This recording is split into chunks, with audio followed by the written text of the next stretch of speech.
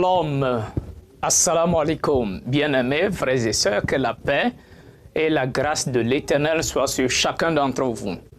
Bienvenue, je suis le Rabbi Moshe. Je viens dans cette vidéo échanger avec vous sur un thème assez important. Oui, nous allons parler aujourd'hui de la menstruation des femmes dans le Coran et dans la Torah. Vous comprenez que dans Sourate, le chapitre 10, le verset 37, voilà ce qui est écrit.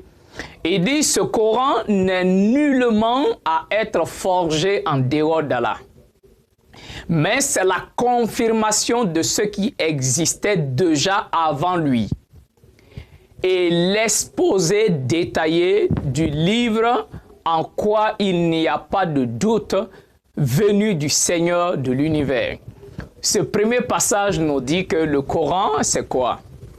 C'est la confirmation du livre qui était déjà avant lui, c'est-à-dire la Torah et les évangiles. La Torah et les évangiles sont des livres qui sont venus avant le Coran. Mais le verset nous dit que le Coran, c'est quoi? C'est la confirmation de la Torah. D'accord? Alors, déjà par là, nous comprenons que si nous lisons le Coran, ça doit être conforme à la Torah.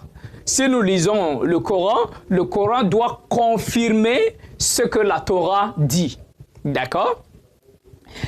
Encore, mes bien-aimés, il y a un autre passage, Sourate, toujours le chapitre 10 là, le verset 94, et il nous dit quoi? Et si tu es en doute sur ce que nous avons fait descendre vers toi, interroge alors ceux qui lisent le livre révélé avant toi. La vérité, certes, est venue de ton Seigneur. Ne sois point de ceux qui doutent. Alors, le passage, Allah dit au prophète Mohammed que si tu es dans le doute, alors va demander à ceux qui ont reçu le livre avant toi. Ils vont te l'expliquer pour que tes doutes disparaissent. Alors, notre premier verset qui nous disait que le Coran est la confirmation de ce qui se trouve dans la Torah. Le Coran doit confirmer ce qui est dans la Torah et les évangiles. Et si on lit quelque chose dans le Coran qu'on est en doute, il faut aller demander ceux qui ont reçu les livres avant. C'est-à-dire qu'il faut aller consulter la Torah. Alors, mes bien-aimés, c'est ce que nous allons essayer de faire. Alors, aujourd'hui, nous parlerons de la menstruation des femmes. Qu'est-ce que le Coran nous dit concernant la menstruation des femmes et qu'est-ce que la Torah nous dit? Alors, voilà ce qui est dit déjà sans plus tarder, nous partons dans Sourate, le chapitre 2, le verset 222. Alors, il nous dit, et il t'interroge sur la menstruation des femmes. Dit, c'est un mal. Éloignez-vous donc des femmes pendant les menstrues et ne les approchez que quand elles sont pures. Quand elles se sont purifiées, alors cohabitez avec elles, suivant les prescriptions d'Allah, car Allah aime ceux qui se repentent, il aime ceux qui se purifient. Dans notre passage, le prophète reçoit une révélation. Allah lui dit qu'il y a des gens qui te posent des questions concernant les menstruations des femmes. Alors, voilà ce que tu dois les dire. Voilà la réponse que tu leur donneras. C'est un mal. C'est-à-dire les menstruations, il dit c'est un mal. Éloignez-vous des femmes pendant les menstrues. Éloignez-vous. Nous connaissons tous l'expression éloignez-vous, c'est-à-dire ne les touchez pas. Éloignez-vous. Et ne les approchez que quand elles sont pures. C'est-à-dire, le Coran demande d'approcher uniquement une femme quand elle est pure. D'accord? Il faut s'éloigner et si on veut s'approcher, c'est quand uniquement elle est pure. Quand elles se sont purifiées, il dit alors cohabiter avec elles, suivant les prescriptions. Alors pour dire même qu'une femme dans ses menstruations, on ne doit pas cohabiter avec elle. D'accord, on ne doit pas être dans la même maison si on veut suivre strictement ce que le Coran dit. Alors, voici la recommandation qui est donnée. Et quand nous partons dans la Torah aussi, nous voyons les mêmes recommandations qui sont données dans Lévitique, le chapitre 15, à partir du verset 8. Alors, il dit, lorsqu'une femme est dans ses menstrues, elle sera impure pendant une semaine, c'est-à-dire 7 jours. Quiconque la touchera sera impur jusqu'au soir. Et le verset qu'on a dit, où elle se couche, celui qui touche son lit est impur, il doit aller se laver et laver ses vêtements. Et celui qui touche son siège, c'est-à-dire où elle s'assoit, la personne est également impure et il doit aller se laver, laver ses vêtements et reste impur jusqu'au soir. D'accord? Alors maintenant, si nous avons lu le Coran ainsi que ce qui est dans la Torah, maintenant nous allons essayer de voir si le prophète lui-même qui a reçu cette révélation-là, s'il respectait cela. Et si sa vie était conforme à la Torah, et surtout même au Coran d'ailleurs, parce que on a lu le verset, il dit « Éloignez-vous des femmes pendant leur menstruation. Éloignez-vous carrément. Ne cohabitez avec elles que quand elles sont pures. » D'accord? Alors, nous partons dans les hadiths de Sahih Muslim, voilà, sur les menstruations, numéro 440. J'avais déjà dit que les hadiths de Sahih Muslim sont authentiques et vrais. Ok, tout le monde reconnaît que ce sont des hadiths certifiés. Alors, il n'y a pas de doute là-dessus. Ok, Sahih Muslim, les menstruations, numéro 440. Aïcha a dit, ok, c'est sa femme, qui rend témoignage de ce qu'il a vu le prophète faire. Aïcha a dit, quand l'une de nous avait ses menstrues et que l'envoyé de Dieu désirait entretenir des rapports sexuels avec elle, il lui ordonnait de s'envelopper d'un nizir, c'est-à-dire sorte de pagne ajustée autour des reins au-dessus de l'ombril. Aïcha nous dit que quand une femme, l'une des femmes du prophète était en menstruation, il avait ses menstrues et perdait le sang, et que l'envoyé de Dieu, le prophète, désirait entretenir des rapports sexuels avec elle, qu'est-ce que le prophète avait demandé de faire? Il ordonnait aux femmes de s'envelopper avec un nizir, c'est-à-dire avec... c'est une sorte de pagne, juste qu'on a juste là autour des reins et de l'ombril. Alors, mes bien-aimés, cette façon de vivre, est-ce qu'on l'a vu dans le Coran? Non. La recommandation du Coran était claire qu'il faut dire aux gens que les menstruations, c'est un mal. Et il faut s'éloigner des femmes qui sont en menstruation et il faut vivre avec elles uniquement quand elles sont pures. Mais ici, on voit le contraire de ce que le prophète fait. Alors, il fait quoi? Il a envie d'aller avec l'une de ses femmes pendant les menstruations.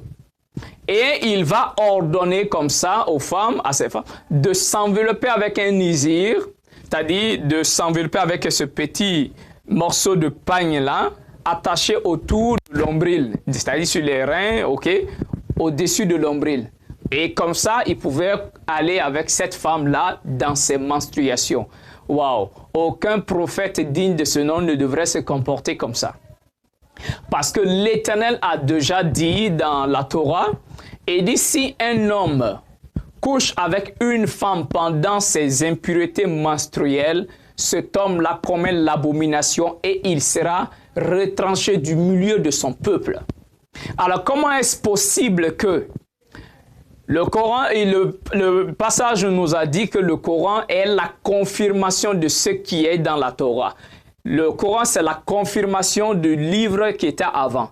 Alors, comment le livre qui est venu avant, l'Éternel interdit d'avoir des relations sexuelles avec une femme pendant ses menstrues, d'accord? Et que plus tard, même quand le Coran, le prophète reçoit la révélation, On ne trouve même pas dans la révélation du Coran, c'est-à-dire dans le Coran qu'on vient de lire là, Sourate le chapitre 2, le verset 222, on ne trouve dans ce passage aucun élément qui dit que quand une femme est dans ses menstrues, il faut lui faire porter du isir afin de pouvoir coucher avec elle dans ses menstruations. Le verset ne dit même pas cela. Alors pourquoi le prophète passe à côté de la révélation du Coran qui est donnée? Ça, c'est même une transgression totale. D'accord?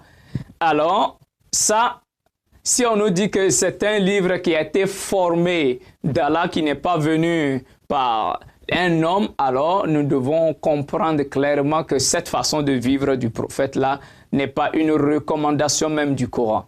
D'accord? Alors, le passage est très clair. OK? Il dit, à chaque fois que le prophète voulait avoir des relations sexuelles avec l'une de ses femmes qui était en menstruation, on ne peut même pas imaginer, aucun prophète ne devrait le faire. D'accord? Alors, il ordonnait de s'envelopper d'un nizir.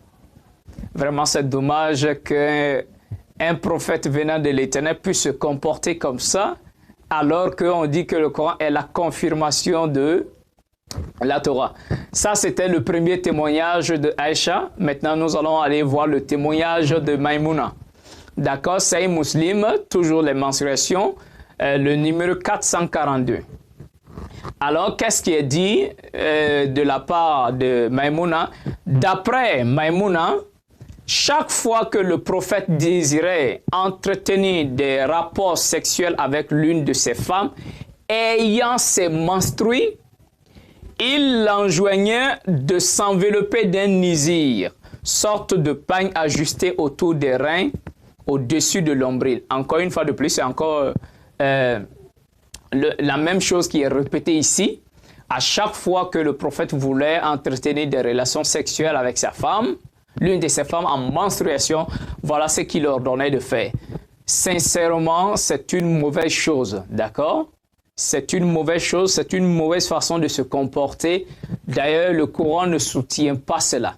Alors, comment est-ce qu'on peut se dire être prophète, avoir une révélation venant d'Allah dans le Coran et venir faire le contraire? Il y a plusieurs témoignages comme ça concernant cette histoire, mais quand même, j'ai pris juste cela parce que on peut aussi lire dans d'autres passages, d'accord, que le prophète pouvait dormir avec ses femmes sur le même lit quand celles-ci avaient leur menstruation. D'accord? Voilà. Alors, on peut même lire, il y a aussi un autre témoignage de Salama. D'accord? Salama, toujours dans Sahih Muslim, menstruation numéro 444. Alors, qu'est-ce qu'il est dit? Salama a dit, pendant que nous étions couchés, moi et le prophète, que la paix de Dieu soit sur lui, sous une couverture de laine, j'eus mes menstrues. Je m'enfuis aussitôt et allai revêtir mon costume de menstrues. As-tu tes menstrues? Me demanda le prophète. Oui, répondis-je. Alors il m'appela et je m'en remis avec lui sous la couverture. Elle ajouta qu'elle se lavait avec le prophète dans le même bassin des impuretés du coït. Alors mes bien-aimés, voilà. La Torah nous dit de ce côté-là, quand la femme est dans ses menstrues, où elle se couche là, si tu as touché son lit, tu es impur, tu dois aller te laver et laver ton vêtement.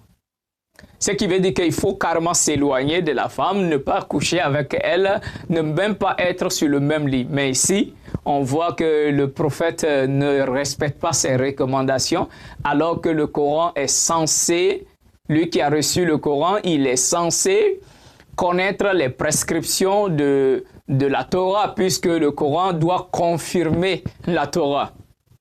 Il y a aussi d'autres témoignages. C'est Aïcha encore qui nous donne, c'est numéro 445, d'accord, de Sahih Muslim, les menstruations numéro 445.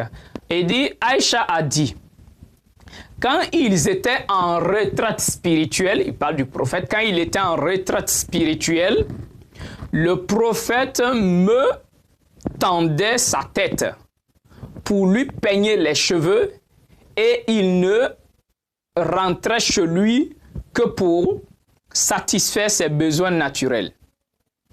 D'accord, ici, qu'est-ce qui se passe? Dans l'état là, la femme est en menstruation, le prophète dit quoi? Il demandait même à sa femme de le peigner, c'est-à-dire de le toucher, le peigner les cheveux, voilà, étant elle-même dans ses menstruations. Voilà, et ça c'est compliqué vraiment, d'accord? D'accord. Alors nous continuons toujours, Sahih Muslim, c'est toujours Aïcha qui nous rapporte des témoignages, numéro 454.